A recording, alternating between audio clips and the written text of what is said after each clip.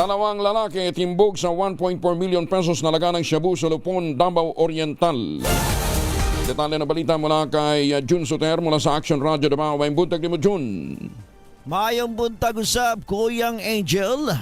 Kalabuso sa kulungan ng dalawang lalaki matapos makumpiskahan ng tinatayang 1.496 milyon halaga ng hinihinalang shabu sa sinagawang bypass operation sa bayan ng Lupon, Davao Oriental, umaga ng Hunyo 2, 2026. Kinilala ng Lupon Municipal Police Station ng mga suspek sa mga alias na Dudong, 54 anyos at Drake, 57 anyos, na kapwa-residente ng Davao City. Nakumpiska mula sa mga suspek ang tinatayang 220 grams ng hinihinalang shabu na may standard drug price na umabot sa 1,496,000.